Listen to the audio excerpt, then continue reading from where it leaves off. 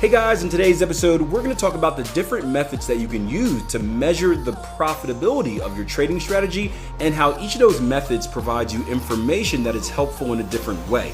Now, before we get into it, make sure you leave this podcast a rating and a review if you haven't done so already, and please share this with your social community. So the trader said, I decided to go back to the tier 1 spreadsheet because she didn't have full confidence in one that she was using from another course, blah, blah, blah, blah. Anyway, I'm trying to read through this. I just got done with Euro Dollar.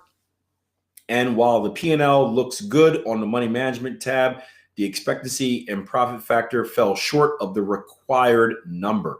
How do I interpret this? And this was the trader had asked me a question the other day about, I'm going to bring the spreadsheet up for you, about what's the most important part of back testing and understanding if the strategy was profitable. So let me ask you guys that question. What do you think is the most important part of understanding if your strategy is profitable or not? Orsi says the return on investment. Anyone else? I think everyone thinks this is a trick question, Orsi. It's not a trick question, right?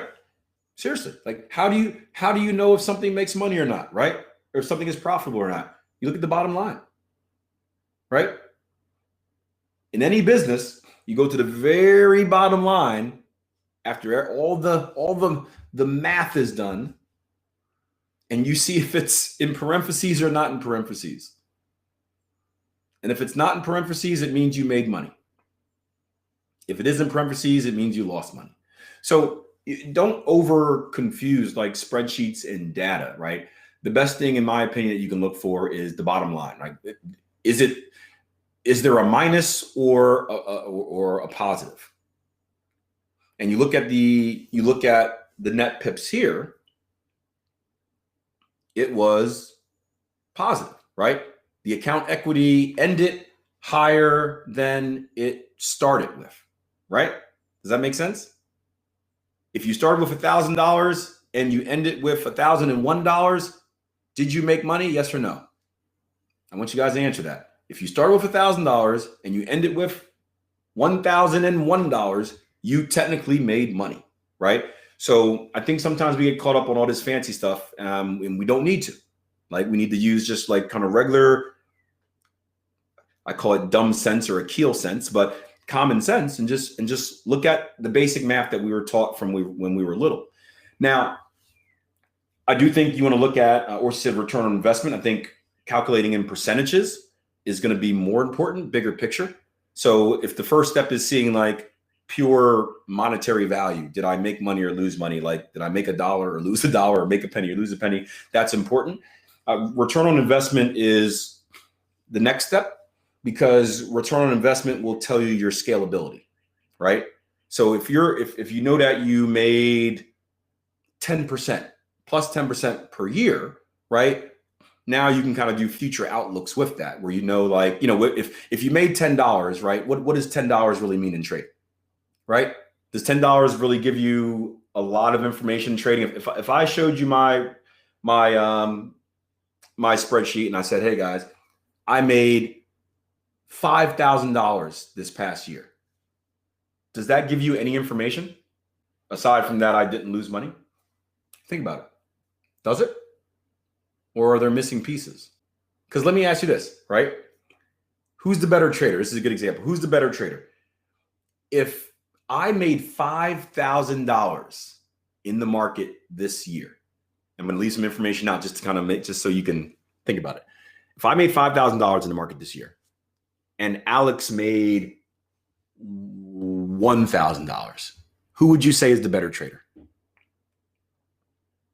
Another game show. I'm making a list of my game shows. I'm just going to pitch all these at the same time, and one of them's got to get on Netflix.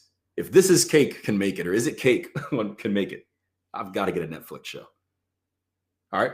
So who's the better trader? I made 5,000. Alex made 1,000. Who's the better trader?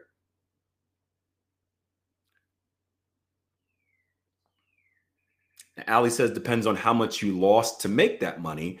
That is true. Yeah, like that's though.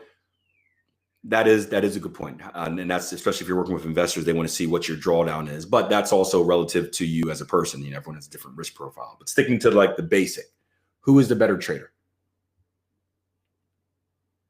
Because drawdown appetite is a personal thing as well, where I could be comfortable with a 10% drawdown only, where someone else, Alex, may be comfortable with a 30% drawdown. But who's the better trader? Do we know an answer? You guys aren't saying me. I made more money, right? I made 5 times what Alex. No, well, yeah, no, because guess what? Guess what we're missing out on?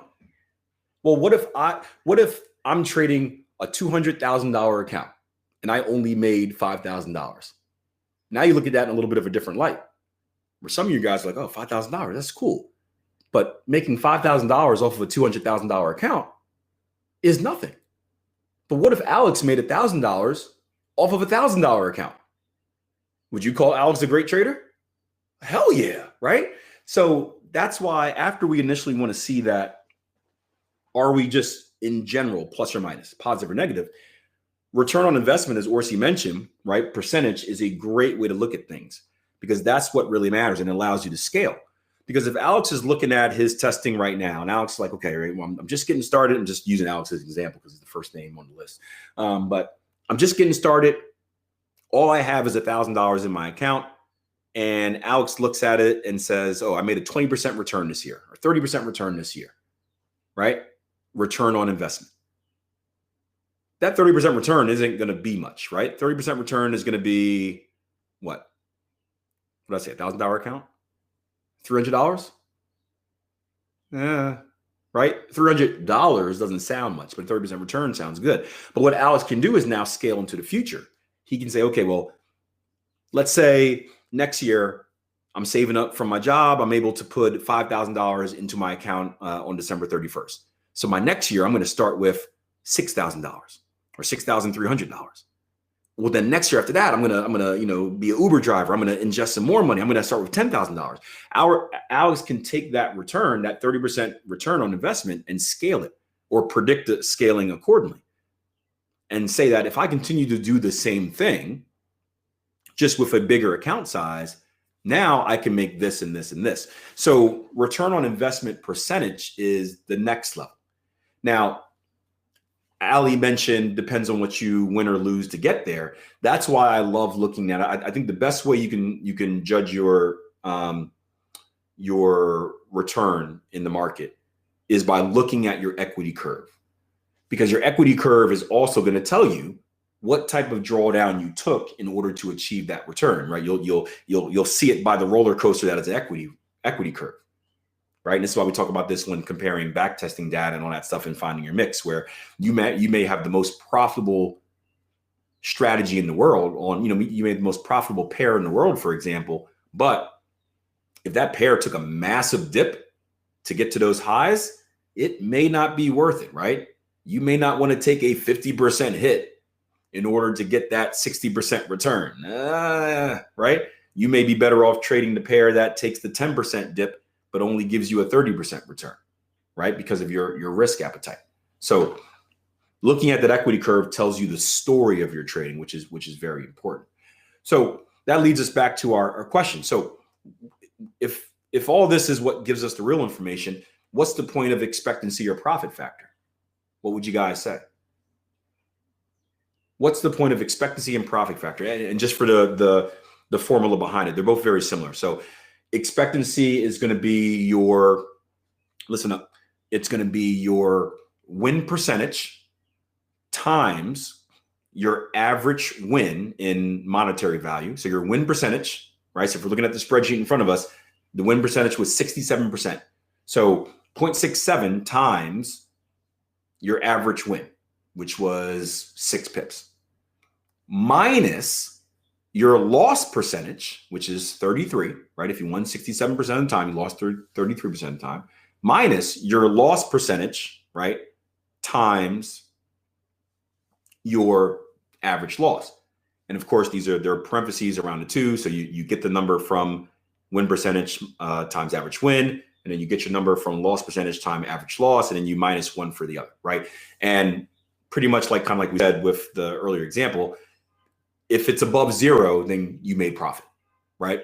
If it's above zero, you made profit. Profit factor is very similar, but instead of subtracting it, you're going to divide it. But both pretty much the same thing. But either way you look at it, right? Above zero means you made money. Obviously, the more above zero, the better, because you do want to take like commissions and spreads and slippage and all that stuff into account. So the question is, why is that number important? Well, it's important for comparisons, right? So if let's say you're comparing 5 different strategies, and you just want to get an idea of, and especially if you're doing a mechanical system, which you just plan on like churning out over and over again, it's important. But you want to compare in general which has a higher expectancy. It doesn't necessarily mean it's more profitable, but which has a higher expectancy. Now you can compare them pretty easily. You can say, hey, my profit factor for euro dollar was 1.3. My profit factor for pound dollar was 1.5. My profit factor for dollar Canada was negative 0.6, right? So you can make an easy comparison between the three if you want. In all honesty, I don't use those numbers at all. I don't care about those numbers. They don't really mean much to me. I would rather look at the former that I told you about, return on investment, equity curve, stuff like that. But those numbers are there to kind of make it pretty easy for you to see how, I guess, in like at a snapshot, is what you did in the stock market, at a snapshot to see how profitable something is. So if you didn't have time to look through all the numbers and return on investment and all that fun stuff, and you just want to see something, how profitable something is, again, looking at a comparison, if I look at something and I see 2.0 versus 1.3, I know that 2.0 is more profitable.